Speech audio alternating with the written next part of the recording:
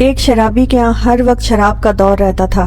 ایک مرتبہ اس کے دوست احباب جمع تھے، شراب تیار تھی۔ اس نے اپنے غلام کو 4 درہم دیے کہ شراب پینے سے پہلے دوستوں کو کھلانے کے لیے کچھ پھل خرید کر لے آئے۔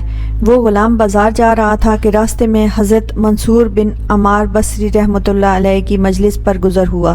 وہ کسی فقیر کے واسطے لوگوں سے کچھ مانگ رہے تھے اور فرما رہے تھے کہ جو شخص اس فقیر کو 4 درہم دے دے میں اس کو 4 دعائیں دوں گا۔ اس غلام نے وہ 4 درہم اس فقیر کو دے دیے۔ حضرت منصور رحمۃ اللہ علیہ نے فرمایا، بتا کیا دعائیں چاہتا ہے؟ غلام نے کہا، میرا ایک آقا ہے، میں اس سے خلاصی چاہتا ہوں۔ حضرت منصور رحمۃ اللہ علیہ نے دعا فرمائی اور پوچھا، دوسری دعا کیا چاہتا ہے؟ غلام نے کہا، مجھے ان درموں کا بدل مل جائے۔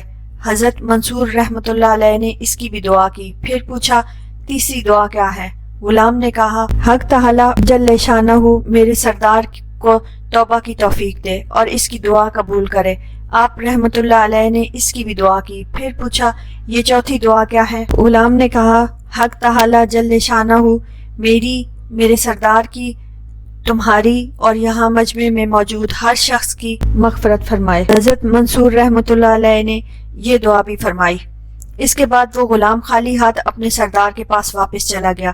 سردار اسی کے انتظار میں تھا، دیکھ کر کہنے لگا، اتنی دیر لگا دی۔ غلام نے قصہ سنایا۔ سردار نے ان دعاؤں پر بجائے غصہ ہونے اور ماننے کے یہ پوچھا کہ کیا دعائیں کرائی ہیں؟ غلام نے قصہ سنایا۔ غلام نے کہا، پہلی دعا تو یہ کہ میں غلامی سے آزاد ہو جاؤں۔ سردار نے کہا، میں نے تجھے آزاد کر دیا۔